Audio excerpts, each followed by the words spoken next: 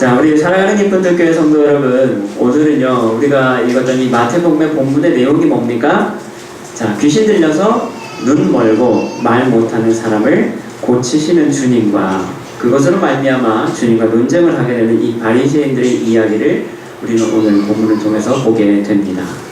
자, 우리는요 오늘 이 본문의 말씀을 살펴보기 전에 우리가 먼저 한번 또 봐야 될 때가 있어요. 그게 어디냐? 마태복음 9장에 있는 말씀인데요. 여러분, 마태복음 9장 32절에서 34절 말씀 한번 보겠습니다. 마태복음 9장 32절에서 34절 말씀, 이 말씀 먼저 보겠습니다.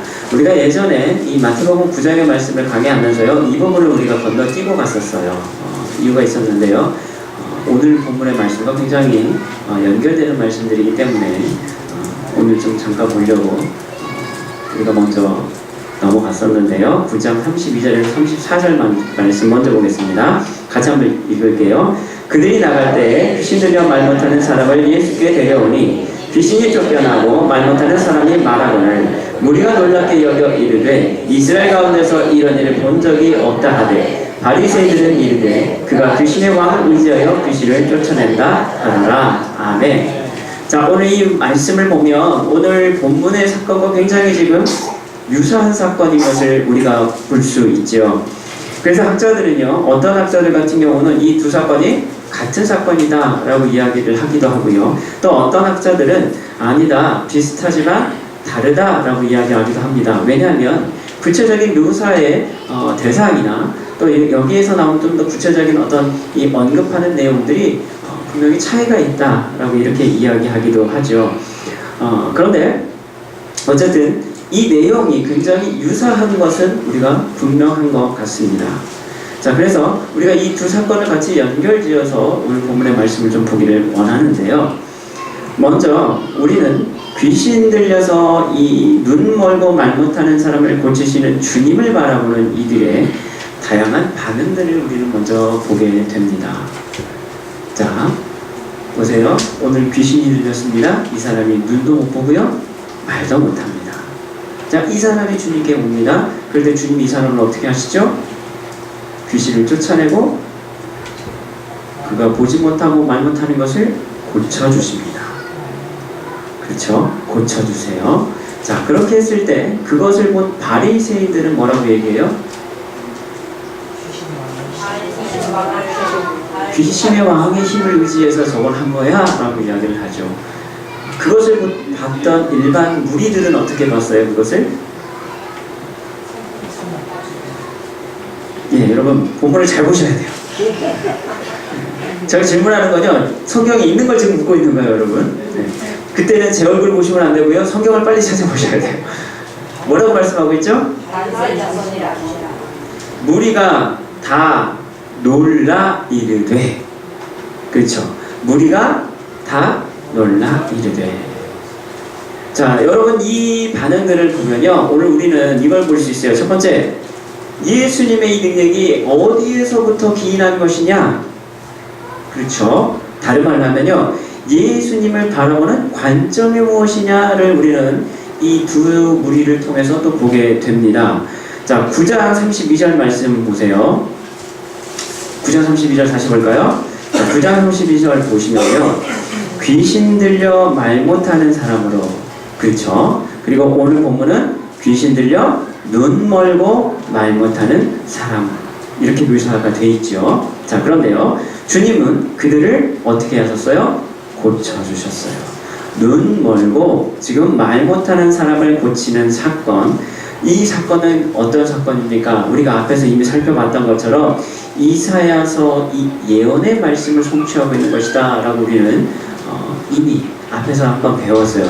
여러분, 이사야서 35장 5절로 6절 말씀 보면요, 우리가 이미 한번 봤던 말씀인데요, 제가 한번 다시 읽어드릴게요. 이사야서 35장 5절로 6절 말씀인데요, 이렇게 되어 있습니다. 그때 맹인이 눈이 밝을 것이며 못 듣는 사람의 귀가 열릴 것이며 그때 저는 사람의 사슴같이 뜰 것이며 말 못하는 자의 혀는 노래하리니 이는 광야에서 물이 솟겠고 사막에서 시내가 흐를 것입니다.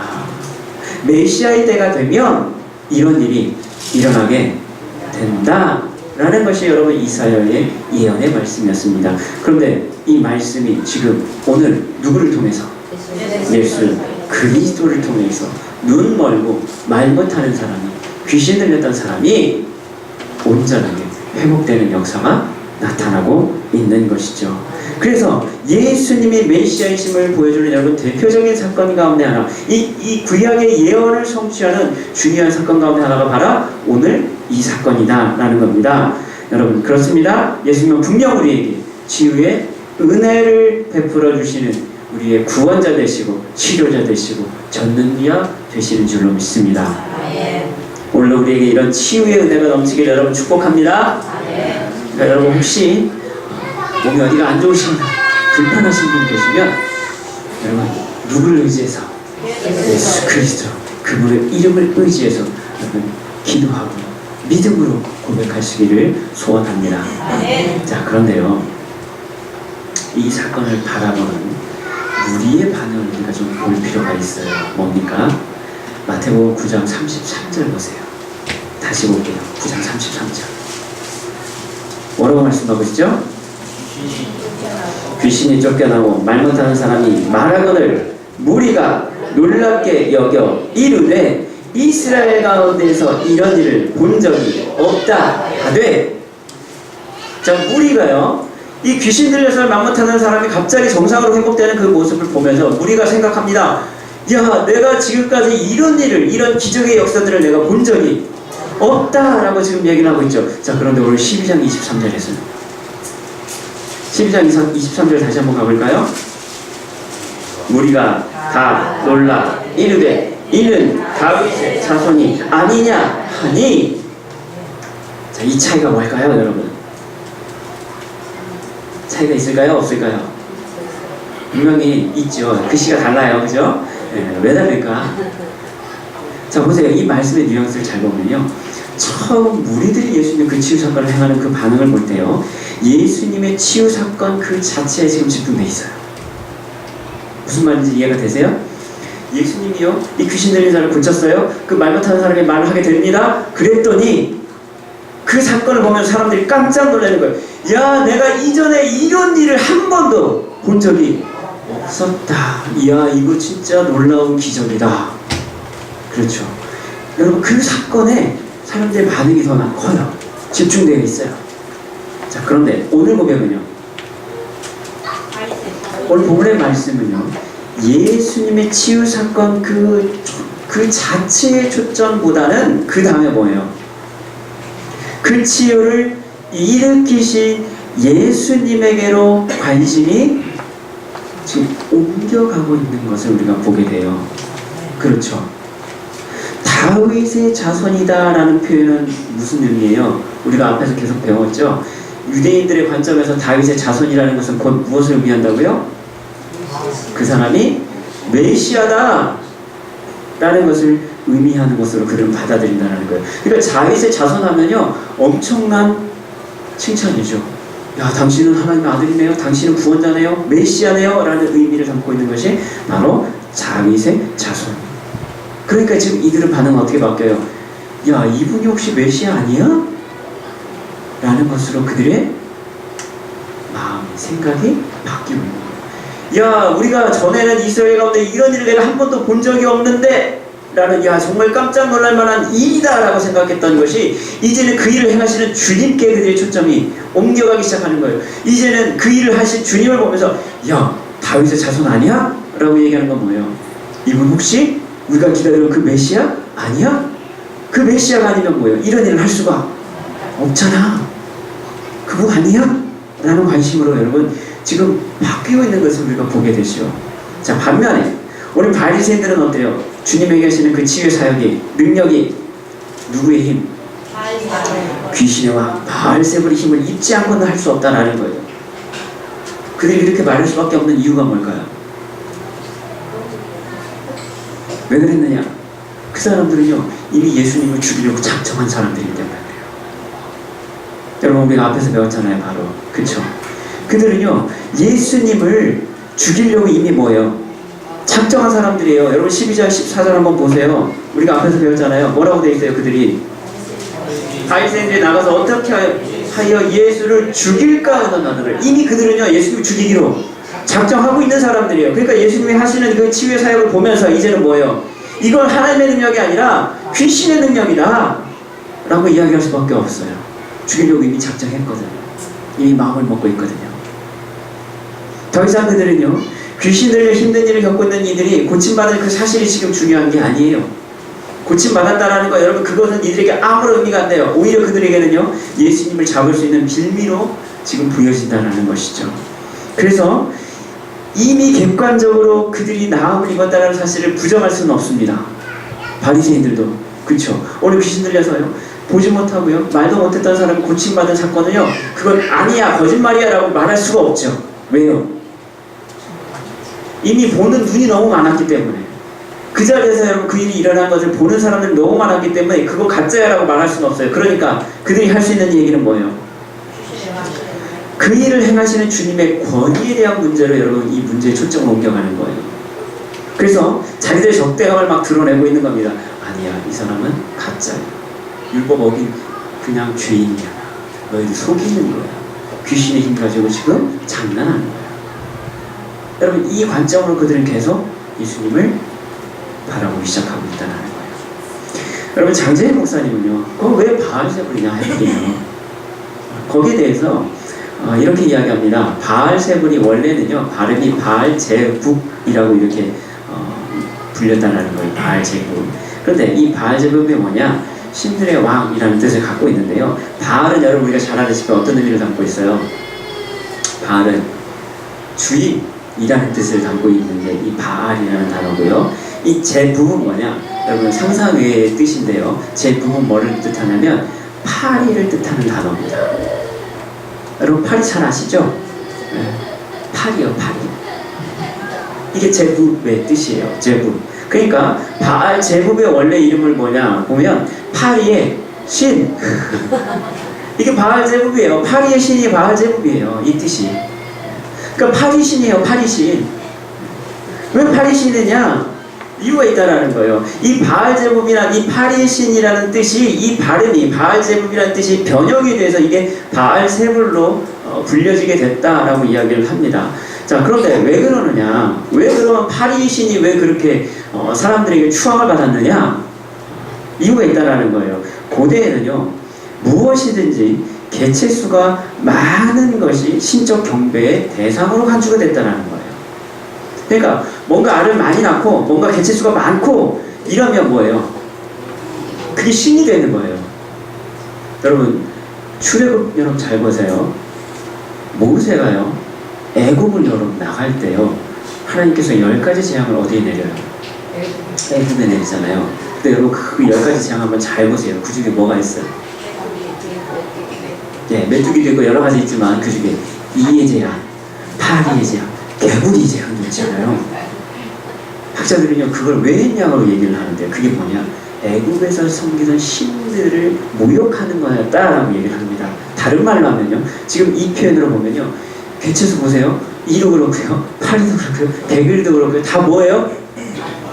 많이 낳는 애들이에요. 숫자가 많아요.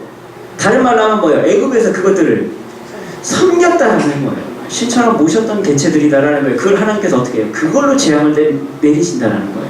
그걸 통해서 그 신이 가짜다라는 것을 보여주는 사건이기도 하다라고 이야기를 합니다. 그 재앙이, 그러니까 아무 이유 없이 그 재앙을 막 든 게 아니라 그게 애굽의 신들을 깨는, 여러분, 보여주는, 여러분, 상징적 의미를 또 담고 있다라고 얘기를 하는 거예요. 그 대표적인 게 뭐예요? 지금 파리의 신, 바알세국, 제북입니다. 발음이. 그 신들을 고대인들은 뭐예요? 신처럼 섬겼다라는 거예요. 왜요? 많으니까. 그 말의 뜻이 뭐냐면, 여러분, 이 파리가 그렇게 셀 수 없을 정도로 많았다라는 건 뭐냐면, 이 파리를 많게 하는 신, 그러니까 개체수를 그렇게 많이 풍성하게 늘리는 신이 있다라는 의미잖아요. 그러니까 그 의미는 뭐냐? 이것이 곧 다산과 번영을 상징하는 의미로 봤다라는 거예요. 그러니까 개체수를 많이 만드는 신이 있다라는 거예요. 그 신이 뭐예요? 우리에게 복 주는 신이에요. 옛날에는 뭐예요? 자식들이 많으면 많을수록 그건 복이에요. 그렇죠? 그러니까 여러분, 유대인들은요, 지금도 자녀 수가 많이 나요. 많이 납니다. 왜요? 자녀가 많아야. 자문에서도 말하잖아요. 자녀가 많으면 뭐예요? 수중에, 장수에 있는 수중에 화살이라고 얘기를 하잖아요. 그렇죠? 장수가요 전쟁 나갈 때 화살에 이 화살통에 화살이 많아야죠. 무기가 많아야 되잖아요. 그렇죠? 이게 무게요 자녀라고 여러분 얘기를 하잖아요. 그러니까 자녀를 많이 낳으면 복이에요. 이게 하나님의 복이라고 생각을 했다는 거예요. 특별히 농경사회 같은 경우는 더더욱 그렇죠. 일꾼들이 많아야 되잖아요. 그 일꾼들이 다 누구예요? 자녀들이에요. 우리도 여러분 예전에 그랬잖아요. 대가족으로 살았잖아요. 자녀가 많으면 많을수록 그래서 뭐 9명, 10명, 12명도 낳고 막 이렇게 했잖아요. 그렇죠? 어른들이.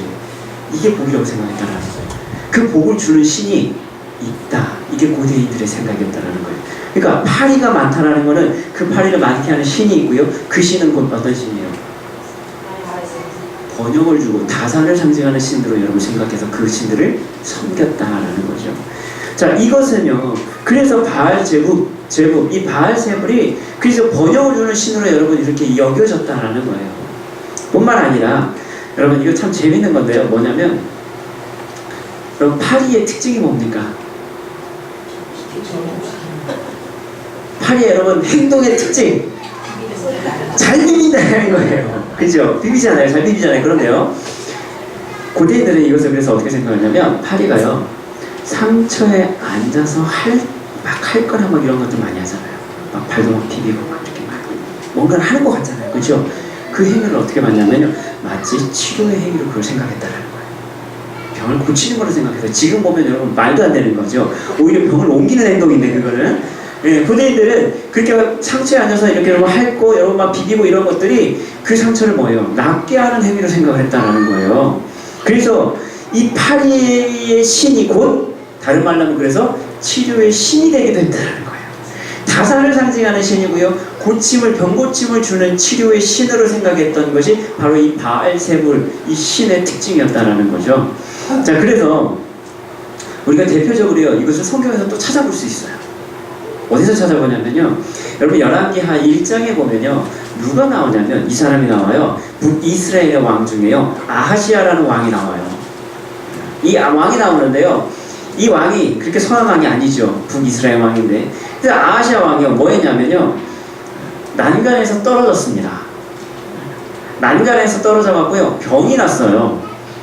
병이 나갖고 이제 침대에 누워있어요. 누워있으니까 이제 답답하죠. 내가 이 병이 지금 나을 건지 말 건지 궁금하잖아요.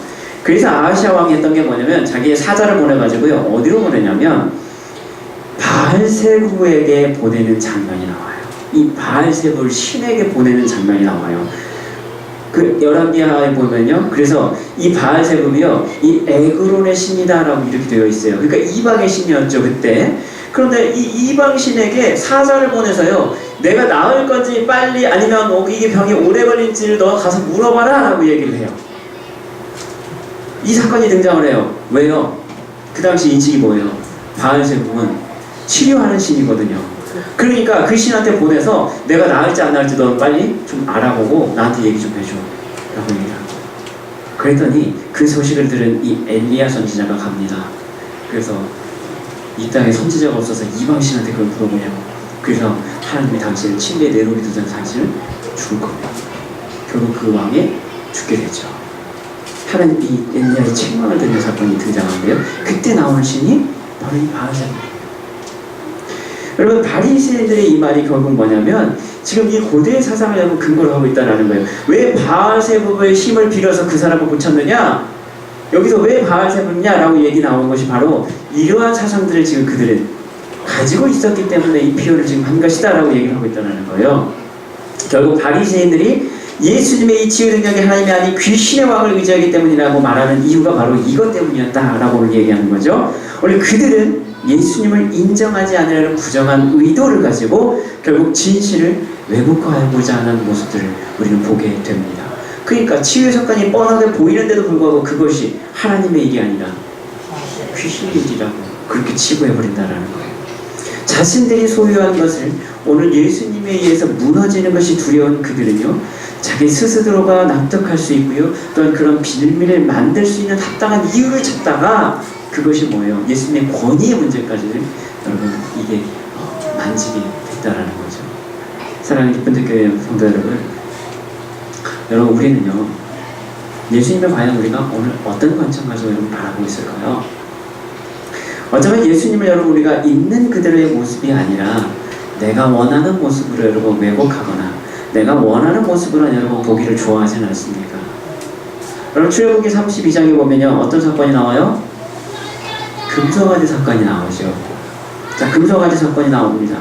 모세가 하나님의 말씀을 받기 위해 신의 산에 오릅니다. 그런데 강간무소식이에요. 사람들이 기다리다 지쳐가고 결국 어떻게 해요? 아론에게 요구합니다. 우리한테 야 아론 지금 모세는 올라가고 소식도 없고 도대체 어떻게 되는지 우리 알지 못하니까 우리한테 신을 좀 만들어줘. 요구를 하죠. 그래서 아론이 어떻게 해요? 생명의 위협을 느끼고 야 그럼 너희들한테 있는 금 다 가져와. 그래가지고 금을 부어가지고 뭘 만들어요? 금송아지를 만들죠. 그래서 그것을 가지고 야 우리의 신이야 라고 여러분 그것을 마치 하나님처럼 섬기게 되죠. 여러분 이 모습을 보면요 우리의 모습을 보게 된다는 거예요. 무슨 말입니까? 우리는 언제든지요 틈만 나면 자신들을 인도하시는 하나님 대신에 자신들이 원하는 신을 만들기를 원하는 것이 바로 우리의 속성이고 우리의 욕망이고 우리의 욕심이다라는 겁니다. 혹시 여러분 우리의 정욕이 우리의 욕심이 우리의 욕망이 주님을 지금 왜곡되게 바라보고 있지 않습니까? 여러분 마치 주님이 나한테 뭔가를 그냥 채워주는 그런 분 정도로만 내가 필요할 때 여러분 구하는 것을 얻을 수 있는 분 정도로만 여러분 우리가 주님을 그렇게 바라보고 있지는 않냐는 거예요. 예수님은 메시아이십니다. 동의 안 하세요? 네. 예수님은 메시아십니다. 네. 구원자십니다. 네. 전능자이십니다. 네. 우리의 주인 되십니다. 네. 그렇죠. 우리를 고치시는 치료자시고요. 우리에게 위로를 주시는 위로자이십니다. 그분이 예수님이시죠. 근데 여러분 마치 나는 주님이 내 종처럼 부리고 있지는 않습니까? 오늘 여러분 이 믿음의 고백, 우리의 고백이 될 수 있기를 소망합니다. 자, 이 이야기에 대해서 오늘 주님께서는요 오늘 우리에게 말씀하시죠. 예수님께서는 오늘 세 가지를 통해서 너희들이 말이 잘못됐음에 대해서 증거하고 계십니다. 자, 바리새인들의 생각을 아신 주님이다 라고 말씀하죠. 그분이 이렇게 말하는 거예요. 자, 첫 번째 주님은 뭐라고 분쟁하고 있습니까? 야, 스스로 분쟁하는 것은 망하는 거야. 지금 이 말씀을 하고 계시죠. 무슨 말입니까? 귀신의 왕이 귀신을 쫓아내는 일, 그것은 다시 말하면 뭡니까? 사탄이 자기 스스로를 대적하는 것이다라는 거예요. 그것은 뭐예요? 집안 싸움 되는 거다라는 거죠. 곧 내전이기 때문에 결코 사탄이 원하는 나라를 세울 수 없다라는 거예요. 집안 싸움하는 집이 절대로 그 나라를 세울 수가 없다라는 거예요. 집안 싸움하는 집안이 절대로 제대로 세워질 수 없다라는 겁니다. 주님은 지금 그 말씀을 지금 하고 계시는 거예요. 여러분 당시 로마 제국은요 누구도 두려워하지 않았어요. 두려워할 필요가 없었습니다. 전 세계를 지배했던 나라입니다. 왜 그랬을까요?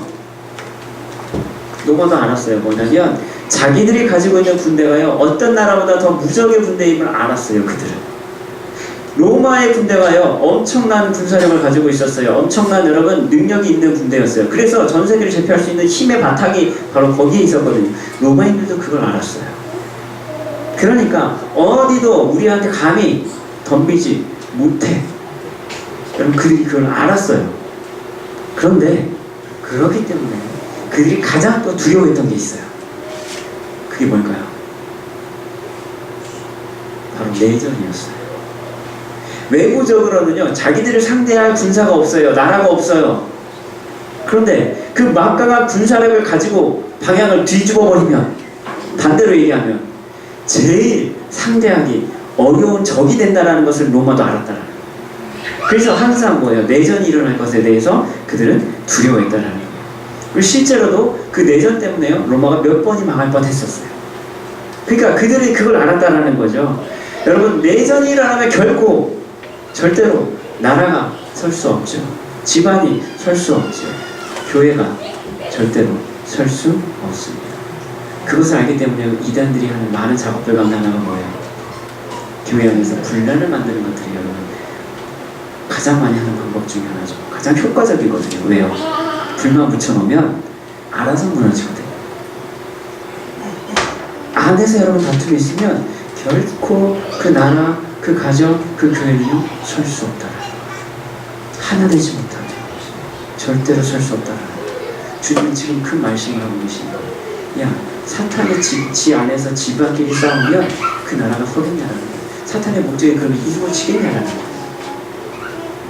여러분, 예수님은요, 오늘 이 바리새인의 말에 대해서 그들의 생각이 얼마나 지금 어리석은 것인지를 지금 말씀하고 있는 거예요. 야, 상식적으로 생각을 해봐라.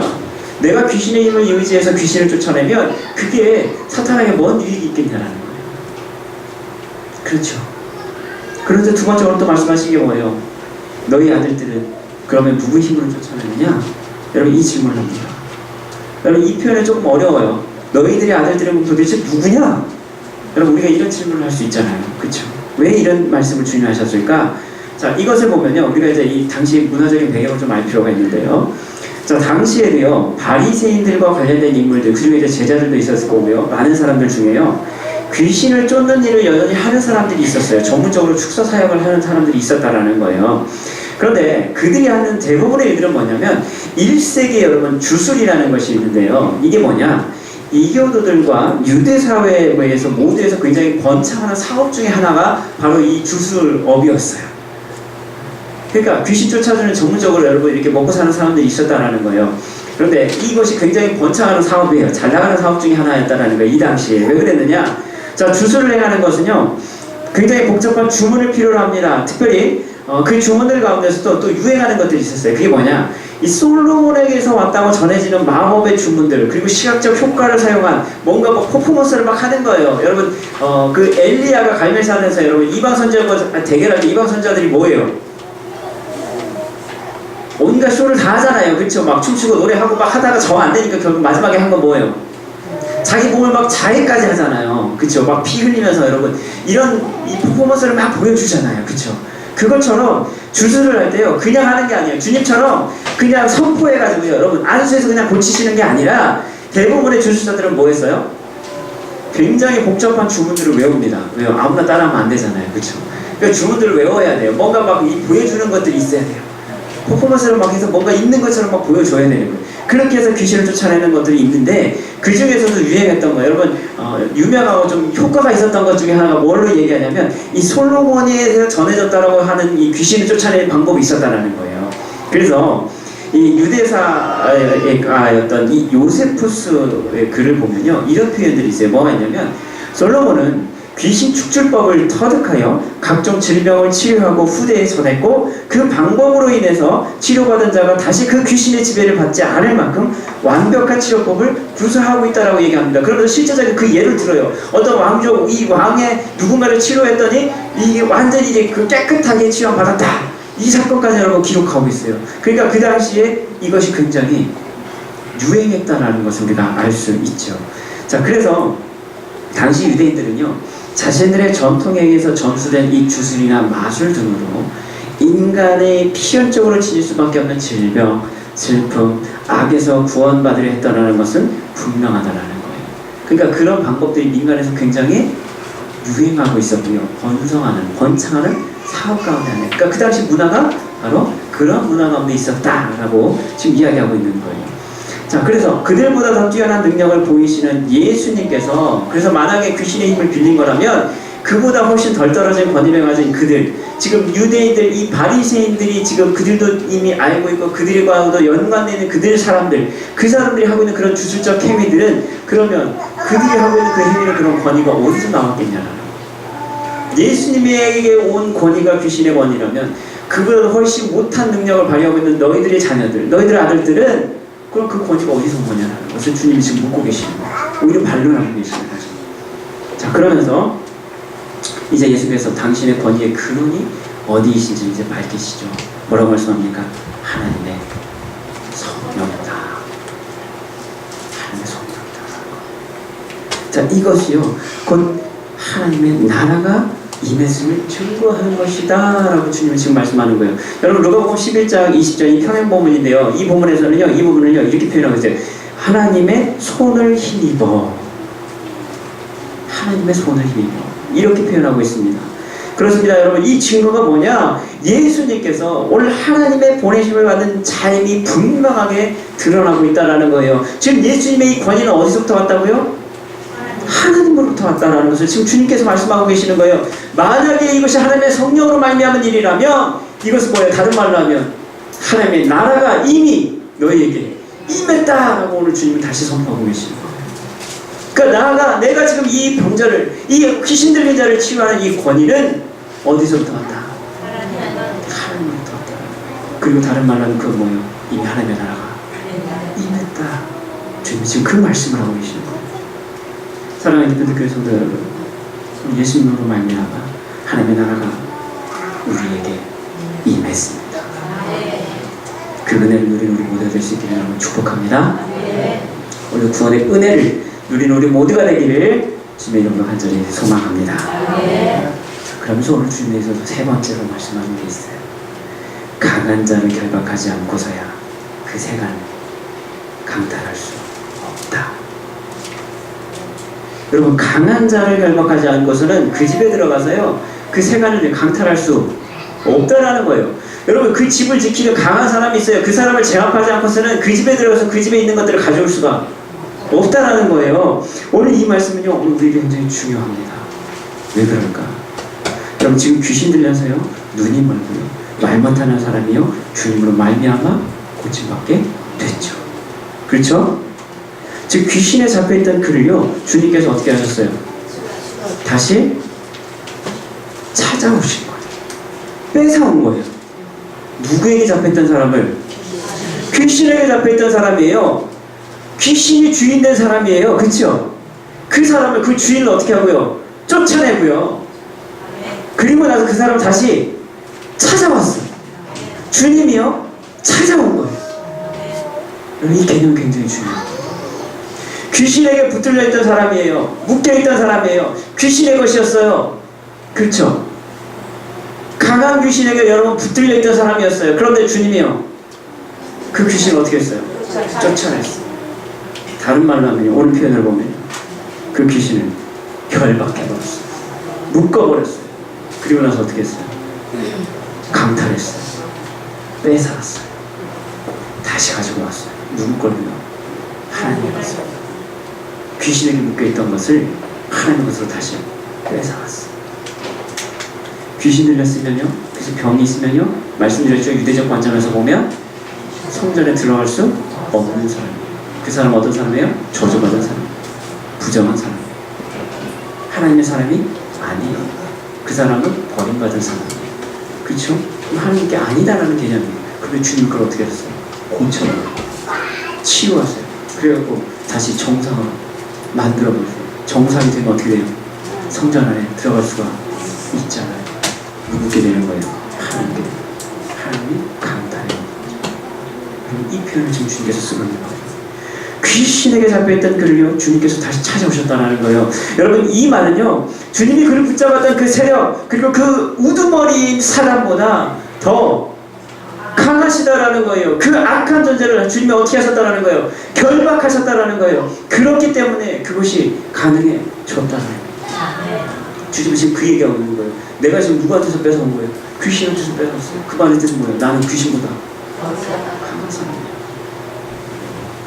여러분, 이사야 49장 24절로 25절에도 이렇게 말씀합니다.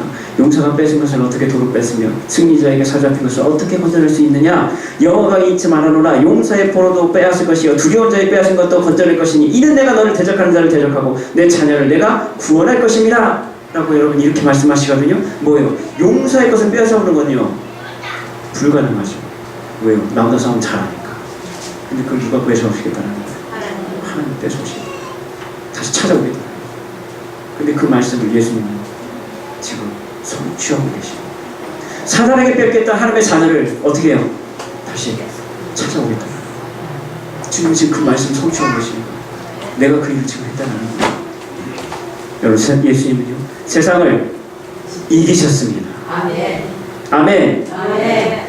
요한복음 16장 33절 후반절에 보면 담대하라, 내가 세상을 이기었노라. 주님 우리에게 이 말씀을 선포하고 계십니다.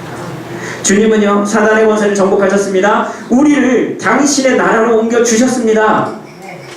어둠의 권세에 잡혀있던 우리를요 주님께서 어떻게 하세요? 뺏어왔어요. 뺏어가지고 어디로 옮겼어요? 하나님 나라에 옮기셨다라는 거예요. 골로새서 1장 13절 14절 말씀 보세요. 여러분, 그가 우리를 흑암의 권세에서 건져내사 그의 사랑의 아들의 나라로 옮기셨으니 그 아들 안에서 우리가 속량 곧 죄사함을 얻었다라고 말씀하고 있어요. 누가 뺏어왔어요? 주님. 우리를 뺏어왔어요. 어디에서요? 사망의 권세에서, 사단의 권세에서 주님 우리를 뺏어왔어요. 그래서 어디로 옮겼어요? 하나님의 나라로 옮기셨다. 그리고 사단을 제압할 권세를 이제 우리에게도 허락해 주셨습니다.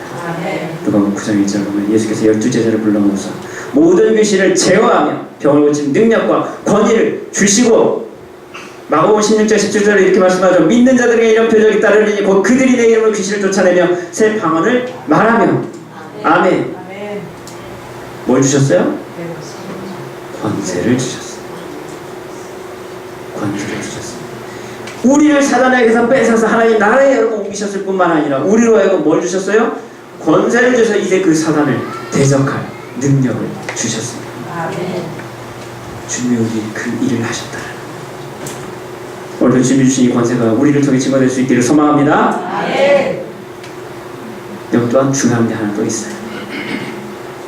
그럼 오늘 본문의 말씀을 통해요, 우리는 다음과 같이 조금 더 생각을 좀 확장할 필요가 있어요. 뭐냐면 우리 지금 마태복음 우리가 지금 보고 있는 전체적인 주제와 관련해서, 여러분 마태복음 우리가 지금 계속 다루고 있으면서 큰 주제 한 가지 더 말씀드리고 있죠. 뭐가 있어요? 하나님의 의와 사람의 의, 내 의에 대해서 지금 우리가 마태복음에 대해서 계속 또 이야기를 하고 있잖아요. 그렇죠? 자, 그 관점에서 볼게요. 자, 이 백필식 목사님 계신데 그분은요, 이 말씀을 통해서 우리가 또한요, 여러분 결박당해야 될 것이 있다라고 이야기를 합니다. 그분의 설교 가운데 이런 말씀을 하시더라고요. 아, 그거 맞네. 저는 이런 생각이 들어요. 뭘까요, 여러분? 우리가요, 여러분 귀신은요, 주님을 말미암아 결박당했어요. 그렇죠? 그래서 우리가 주님의 것이 될 수 있었어요. 주님이 그것을 뺏어왔기 때문에, 우리를 뺏어왔기 때문에. 그런데요, 우리 안에는요, 여전히 또 결박당해야 될 게 있다는 거예요. 묶여야 될 게 있다는 거예요. 여러분 하나님의 의와 여러분 우리 사람의 의, 내 의, 여러분 이걸 가지고 여러분 생각을 해보세요. 그럼 묶여야 될 게 뭘까요? 답이 분명히 나와요. 묶여야 될 게 있어요. 결박돼야 될 게 있어요, 여러분. 그게 뭔지 아세요? 내 자아입니다. 나예요. 내 자아예요. 내 자아가, 내 의가 어떻게 돼요? 묶여야 돼요. 묶여버려야 돼요. 결박돼야 된다는 거예요. 여러분 우리의 삶이 온전히 주님 것이 되려면 우리의 삶을 주관하는 강한 자, 그게 누굴까요? 나잖아요. 여러분 생각 한번 잘 해보세요. 잘 한번 생각해보세요. 내 삶의 주인이 누구예요? 고백해볼까요? 정확하게 솔직하게 한번 고백해볼까요? 내 삶의 주인이 누구라고요? 그쵸? 나잖아요. 여러분 주님 뜻대로 사십니까? 내 뜻대로 사십니까? 내 뜻대로 사는 게 여러분 얼마나 편하고 좋습니까? 그렇죠? 우리는 그렇게 살아가요. 그게 누구예요? 나예요. 우리 안에서 가장 강한 자는 누군지 아십니까? 나예요. 성령님이 자꾸 마음속에서 말씀하셔도요, 아 가만히 있어봐요, 귀찮아요. 여러분 이게 나예요. 가장 강한 자가 누구라고요? 내 자아라는 거예요. 그래서 우리의 삶이 여러분 온전히 주님께 여러분 되려면, 주님 것이 되려면요, 그 안에 강한 자가 먼저 묶여야 돼요. 그 강한 자가 난데, 그러니까 내가 묶이지 않으면 주님이 내 삶의 주인이 될 수가 없잖아요. 그 말이잖아요, 지금. 그리고 그분은요, 그렇게 하실 수 있는 분이십니다. 우리를 그렇게 만들어 가십니다. 여러분, 여전히 우리는요, 내 삶의 주인 역할에 취해서요, 우리가 주님을 받아들이지 않는 어리석은 삶을 살 수밖에 없는 게 누구예요? 그게 우리예요. 그게 우리예요. 여러분 주님이 주인 되시는 삶을 살기가요, 정말 어려운 게 우리예요. 그래서 주님이요, 가끔 우리를요, 광야 가운데 이렇게 내모실 때가 있어요. 그래서 내모세요. 뭐 하려고요? 묶어버리려고. 꼼짝 못하게 묶어버리려고. 나를 묶어버리기 위해서. 그게 광야, 출애굽 광야 사건이잖아요. 나를 묶어버리는 거예요. 꼼짝 못하게 주님이 묶어주시는 거예요. 묶고 나서 그 다음에 뭐예요? 주님이 원하시는 대로 이끌어 가시는 거예요. 주님이 주인 되시는 길을 여러분 인도해 가시는 거죠. 묶여야 될 게 누굽니까? 내가 묶여야 돼요. 성경은요, 그 표현을 다른 표현을 뭐라고 해요? 십자가에 못 박고. 십자가에 못 박는 거예요. 누구를요? 자기 십자가를 지는 거. 내가 십자가에 못 박히는 거. 누구와 함께? 예수 그리스도와 함께. 그게 여러분 우리 자아가 묶이는 방법이에요. 그밖에 없어요. 그 일을 행하시는 이가 바로 예수님이십니다. 그분이 그렇게 우리를 묶으시고요, 우리를 그렇게 여러분 묶어서 우리를 꼼짝 못하게 만드시고 나서 그 다음에 어떻게 해요? 당신이 원하시는 모습대로 우리를 끌어가시는 거예요. 주님이 우리의 참된 주인이 되셔야 될 줄로 믿습니다. 그분이 나를 정복하시고요, 그분이 나의 왕이 되어주셔야 됩니다. 오늘 이 시간 우리 함께 여러분 믿음으로 고백할 수 있기를 소원합니다. 여러분 이렇게 한번 고백해볼까요? 사랑하는 주님, 오늘 나를 온전히 붙들어 주시고 내 삶의 주인이 되어 주옵소서. 아멘. 여러분 이런 은혜가 있기를 축복합니다. 주님 오늘도 우리를 붙들어 주옵소서. 묶어 주옵소서. 당신이 주인 되어 주옵소서. 자, 마지막 세 번째는 뭘까요? 우리는요, 주님과 함께하는 자들이 되어야 된다는 거예요. 여러분 마지막에 한번 다시 한번 읽어볼까요? 30절 한번 보겠습니다. 같이 한번 읽겠습니다. 시작. 나와 함께 아니하는 자는 나를 안대하는 자요, 나와 함께 모으지 아니하는 자는 해치 자는 자. 자, 마지막으로 주님은요, 우리에게 이렇게 말씀하시는 거예요. 나와 함께하지 아니하는 자는 나를 반대하는 자라는 거예요. 나와 함께 모으지 않는 자를 해치지 않는 자라는 거예요. 오늘 이 말씀은 뭡니까? 우리가 지금 어디에 속해 있는지를 지금 주님 우리에게 분명하게 요구하고 계시는 거예요. 너 지금 누구 편이야? 여러분 지금 이것을 우리에게 지금 주님께서 묻고 계세요. 여러분 우리가 세상 살아갈 때는요, 적당한 게 참 좋아요. 그렇잖아요. 괜히 튀어서 좋을 게 없어요. 특히 한국 사람들은 더 그래요. 괜히 튀면요, 정 맞아요. 그쵸? 앞에서 괜히 나서면 뭐예요? 두드려 맞아요. 그죠? 적당히가 참 좋은 거예요. 한국 사람들한테는요. 여러분 적당히 중간만 하는 것이 참 현명할 때가 참 많죠. 여러분 남자들이요, 군대 가서도 종종 하는 얘기가 뭔지 아세요? 중간만 해. 잘하지도 말고 못하지도 말고 중간만 해. 왜요? 그래야 편하니까. 여러분 잘하면 어떻게 되는지 아세요? 그 사람이 일을 다 해야 돼요. 일만 있으면 그 사람만 불러서 써먹어요. 맨날 힘들어요. 못하면요. 네, 옛날에는 맞았죠. 요즘에는 이제 그게 없어졌지만, 고문관 취급받죠. 소위 말하는 왕따 당하는 거예요. 피곤하죠. 그러니까 어떻게 해야 돼요?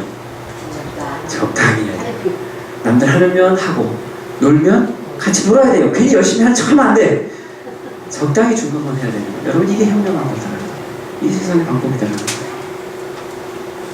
하지만 오늘 주님은요, 우리에게 이렇게 말씀하시는 거예요. 주님과 함께하지 않으면 주님을 반대하는 자는 똑같다라는 거예요. 반대는 안 하지만 그렇다고 함께하지도 않으면, 그러니까 적당히 다리 걸치고 있으면 어떻게 한다라는 거예요. 그럼 넌 나 반대하는 자야. 저 아무것도 안 했는데요, 그래도 넌 나 반대하는 자야. 주님 지금 분명히 알고 계시는 거예요. 주님과 함께 모으지 않으면 너는 나를 해치는 자야. 주님 오늘 이렇게 말씀하시는 거예요. 여기에 여러분 중립이라는 게 그래서 없다라는 거예요. 중간이라는 거, 중립이라는 게 여러분 없다라는 거예요.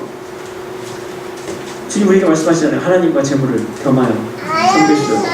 없다라는 거예요. 우리는 두 걸 다 하면 좋잖아요.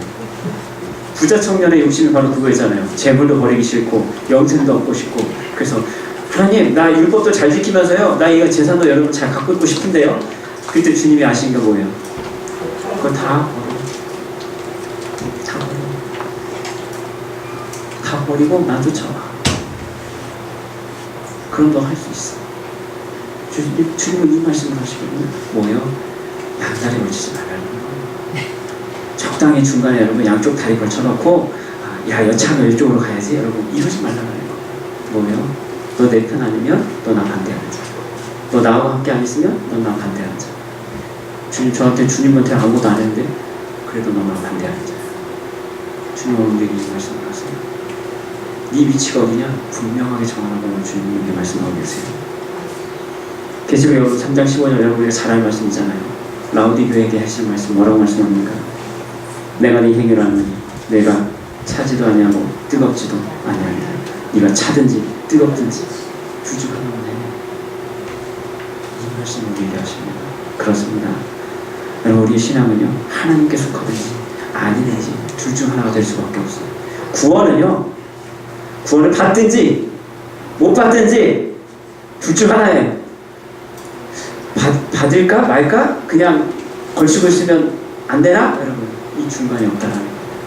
구원의 문제는요 여러분 분명하다라는 거예요. 구원을 받든지 못 받든지. 여러분 신앙이 그러니까 여러분 적당한 게 없습니다. 예배만 드리고 교회만 나오면 난 구원 받겠지? 얄짤 없어요. 절대로 그렇지 못하다는 거예요. 그건 뭐예요? 반대는 안 해요. 그렇죠? 근데 함께 하지도 않는 거예요. 그런 이제는요 주님께서 너 나 반대하는 자야 분명하게 말씀하신다. 마지막 때가 되면요 주님 우리에게 말씀하죠. 알곡과 축정을 반드시 구별할 것이다 라고 말씀합니다. 이것이 알곡도 아니고 축정이도 아니에요. 여러분 이런 상태면 이걸 어떻게 해야 될까요? 버려야죠. 축도값도 아닌 건 버려야 돼요. 주님 그렇게 말씀하십니다. 알곡은 곳간에 드리지만 축정이는 반드시 뭐예요? 불에 태워질 것이다.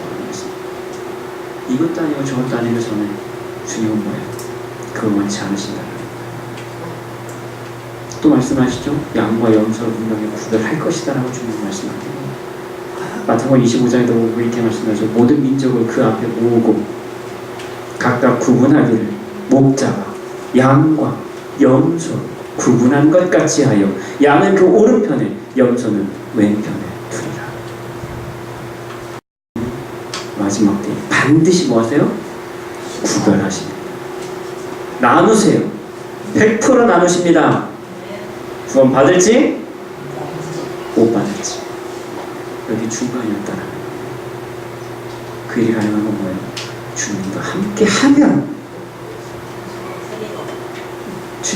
하면 주님 편에 서는 것이고 아니면 버림받는 것이고. 여러분 OX 퀴즈죠. 여러분 OX 퀴즈 할 때 어떻게 해요? 긴가민가 할 때 어떻게 해요? 양다리에 딱 걸치고 여러분 중간에 서 있으면 무조건 땡이죠. O로 가든 X로 가든 분명하게 여러분 입장을 표현해야 된다는 거예요. 여러분은 어디 계십니까? 여러분 신앙생활에 주님이 없다는 거예요. 하나님이냐 세상이냐를 우리는 반드시 선택해야만 한다는 겁니다. 내가 주님과 함께하는 자이냐 아니냐를 여러분 정해야 되는데, 그리고 예수님과 또한 함께한다는 것은 뭡니까? 가만히 있는 게 함께하는 건가요? 아니다. 예수님의 사역에 동참하는 거다. 그분이 가신 길을 같이 걷는 겁니다. 그게 함께하는 거예요. 가만히 서 있는 게 여러분 함께하는 게 아니에요. 옆에만 서 있는다고 해서 여러분 이게 함께하는 게 아니다라는 거예요. 그분이 하시는 일을, 그분이 하시는 사역을, 그분이 가는 길을 어떻게 해야 돼요? 같이 가야 되는 거예요. 그게 함께하는 거예요. 여러분 재밌는 예화가 하나 있어요. 제가 하나 말씀드릴게요. 여러분 프랑스에서요, 여러분 혁명이 있었죠. 그렇죠? 예전에 민주혁명이 한번 있었어요. 왕정이 뒤집어지는 여러분 혁명이 있었는데요. 자, 이 프랑스 혁명기에 감옥에 사람이 넘칠 정도로 많았다고 그래요. 감옥에. 왜 그랬느냐? 광장 거리 곳곳에서 사람들이 많이 뭐 혁명에 의해서 뭐 이제 오늘날로 지금 여러분 이런 집회나 시위 같은 거 많이 했을 거 아니에요. 그쵸? 그러니까 막 하는 사람들의 족족 뭐예요? 본 족족 그냥 다 잡아다가 감옥에 갖다 집어넣다 보니까 여러분 그 중에 혁명에 참여하지 않은 사람들도 얼떨결에 잡혀서 같이 끌려가는 경우들이 많이 있었다는 거예요. 그러니까 감옥에 그냥 사람들이 미어 터졌다라는 거예요. 이 사람이 시위할 사람인지 아닌지 모르니까 무조건 뭐예요? 광장 앞에서 얼쩡거리고 있으면 다 잡아버린 거예요.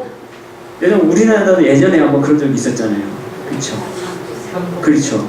괜히 얼쩡거리면 우선이 그냥 잡아놓고 오잖아요. 그렇죠? 그랬다라는 거예요. 그러니까 프랑스 혁명기에 많은 사람들이 감옥에 잡혀갔어요.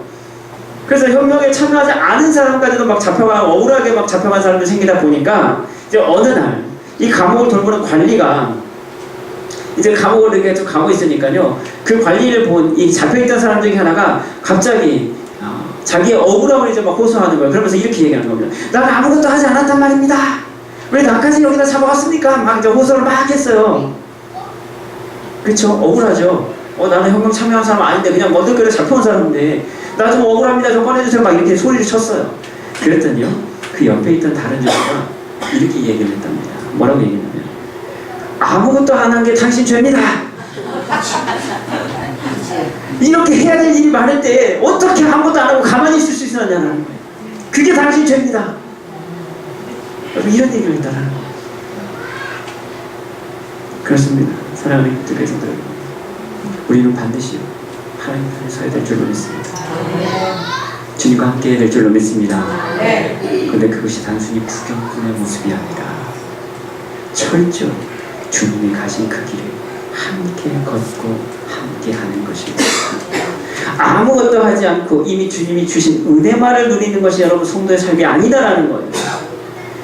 네가 나를 반대하지 않았다고 해서 그냥 그 모습으로 그냥 있다고 해서 네가 내 편이 아니다라는 거예요. 가만히 중간에만 있는 것이 그게 네가 내 편이 아니다. 지금도 일하시는 그 주님과 함께 거룩한 사역에 동참하는 우리 모두가 될 수 있게 오늘 주님의 이름으로 간절히 기도합니다. 기도하시겠습니다.